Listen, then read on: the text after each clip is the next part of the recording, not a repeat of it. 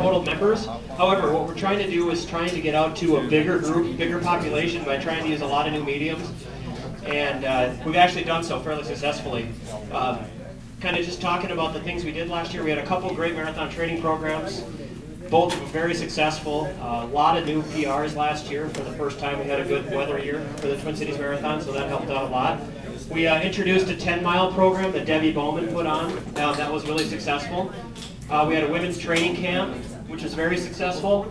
And the Polar Bear runs this year have kind of taken a new thing, and they've gotten a lot more people out. I think we had over 50 people at one of our Polar Bear runs in December, so that's a huge difference from last year when we had maybe 6 or 7 people showing up every time. If you've been to our website, runmdra.org, you'll see that that's new and revitalized. It's helped us a lot as far as kind of offsetting some of the membership loss. We have a lot more people looking at the website. We had over 3,000, I think it was 3,400 unique visitors in the last 30 days. So that's helped us. We've been able to get a little bit of ad revenue to make up for the lost revenue in membership. Also, a lot of you guys probably are friends of MDRA on Facebook. That's enabled us to get word out about the Polar Bear runs and helped some of those other programs like that get along. In addition, all the legacy races that we've had and all the spring races that we have coming up, those all went really well this past year. And dome running and the Grand Prix, which I know a lot of you here are interested in, those are really going well. Grand Prix this year is looking really good. Lastly, about 2009, we had a number of board members who are exiting, and I just kind of wanted to say thank you to them, even though I don't see a lot of their faces here. But Colin Forbatko is leaving, Maureen Kennedy, Kevin Wojcik, who has been the past president in serving pizza today. You can thank Kevin for all of his work here. That was for the pizza, I'm guessing. Rob Lundquist, you'll hear a little bit more about him later on. He's leaving, and Rick Recker, who's been with this organization, the USATF, for an incredibly long time, is also exiting from the board.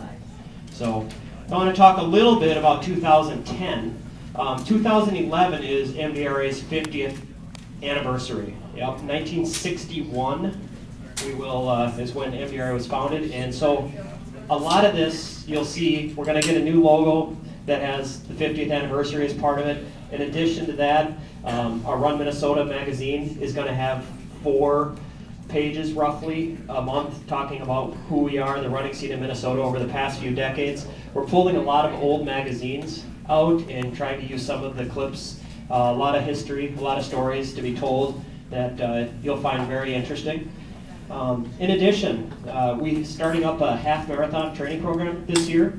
We're actually the official Gary Bjorklund training program, which for all of you who know how hard it is to get into that, it's a really good bonus for us, is that we can offer guaranteed entries into the Gary Bjorklund half marathon if you join our marathon or half marathon training class.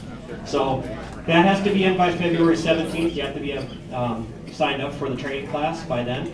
But that's a really good benefit for us, and hopefully it benefits the Grandma's Marathon too. So also we have the spring training marathon program. Melissa Wazorek, Drew Plackner, and Gary Nathan are all going to be taking care of us there, so that's very appreciated. And we're going to have a few new MDRA board members this year. Paul Arneberg, Nathan Campo, who's not here, he's in Mexico, enjoying the non-rain, hopefully, and Andrew Plackner, again, he's going to be joining us on the board.